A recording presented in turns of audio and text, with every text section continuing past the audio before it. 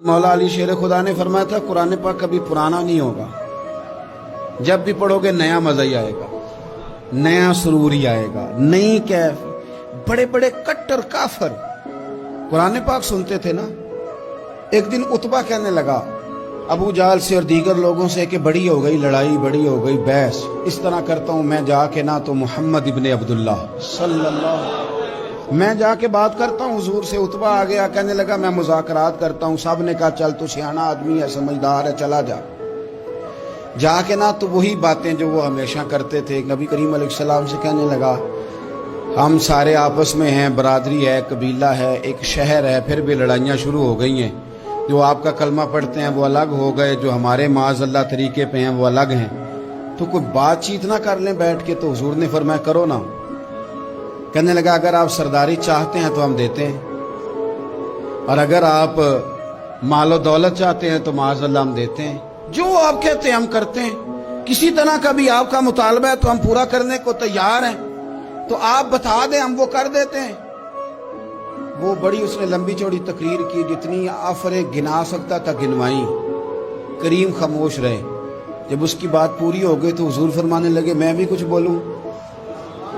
कहने लगा बोले। मेरे नबी पाक ने कुरान पाक पढ़ना शुरू कर दिया। चंद आयतें पढ़ी, खड़ा था, बैठ गया, फिर उठ पड़ा।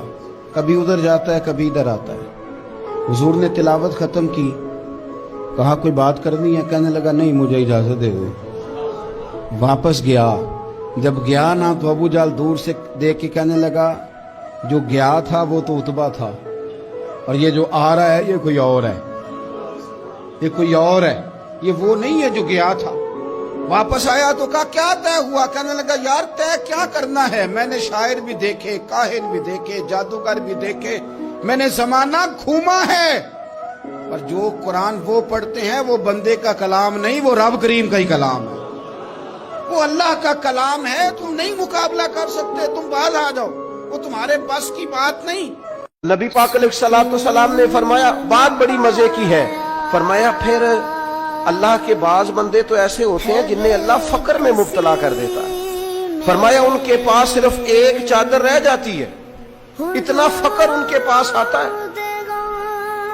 लेकिन जो हदीस के आखिरी लफ्ज है ना, वो वजद वाले हैं, वो वजद वाले हैं, वो सुरूर वाले हैं। नबी पाक अलैहिस्सलाम ने फरमाया उन लोगों पर दुख आते हैं पर कुर्बान होने को जी चाहता है। इन लफ्जों पर हुजूर फरमाने लगे वो रब की तरफ से आने वाले दुख पर भी इस तरह राजी होते हैं जिस तरह तुम में से कोई राहत मिलने पर राजी होता है।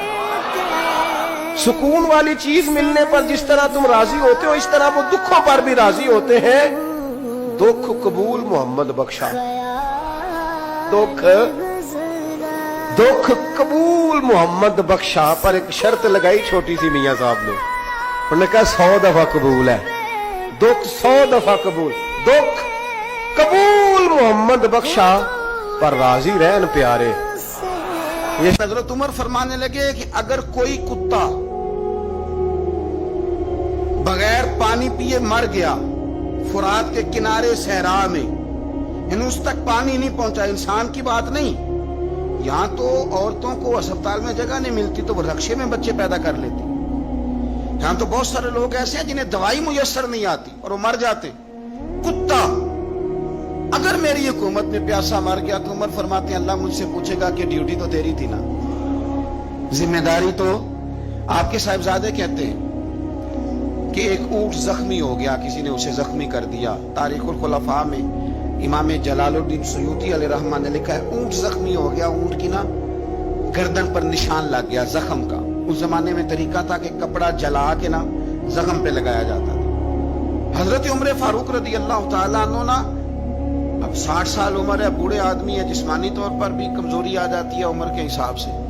ऊंट की नकेल के साथ पहले उसे बांधा, फिर वो कपड़ा जलाया, फिर अपने हाथों से ऊंट का वो जो जख्म था ना उस पर वो कपड़ा डालने लगे, उसको ठीक करने लगे। तो साहिबजादे आगे बढ़े, वो कहने लगे अब्बा जी ये ऊंट है और आप उसके जख्म को छेड़ रहे हैं, वो आपको तकलीफ भी पहुंचा सकता है, तो ये आप 2-3 गुलामों के जिम्मे लगा दें, वो इसके जख्म पर दवाई मरहम पट्टी कर देंगे, ये आपको काट ही ना ले। तो कहते हैं हजरत उमर फारूक ने मेरी बात को झटका फरमाने लगे, पीछे हट जा, हुकूमत मेरी है कि गुलामों की है, जिम्मेदारी मेरी है कि गुलामों की है। फरमाया पुत्र मैं तो डर रहा हूं कि कहीं ये ऊंट की कयामत में मेरी शिकायत ना कर दे, ये मेरी शिकायत ना कर दे कि अल्लाह मैं बीमार हो गया, जख्म लग गया, हुकूमत उमर की थी और किसी ने मुझे पूछा ही नहीं। ये नौजवान दोस्त मेरी बात लिख लें, परेशान लोग मेरी बात लिख लें, जिनके पास कुव्वत फैसला नहीं वो इस बात को लिख लें।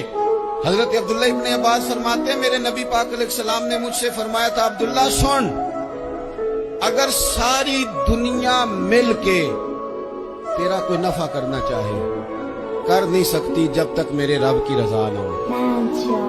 और फरमाया सारी दुनिया मिल के तेरा कुछ बिगाड़ना चाहे तो अब्दुल्ला बिगाड़ नहीं सकती जब तक रब करीम की हिकमत का तकाजा ना हो। हमारे हजरत साहब फरमाया करते थे जमीन के ऊपर काम, नीचे जाके आराम। वो किसी ने कहा था जागना है जाग ले अफलाक के साए तले, फिर तू हश्र तक सोता रहेगा खाक के साए तले।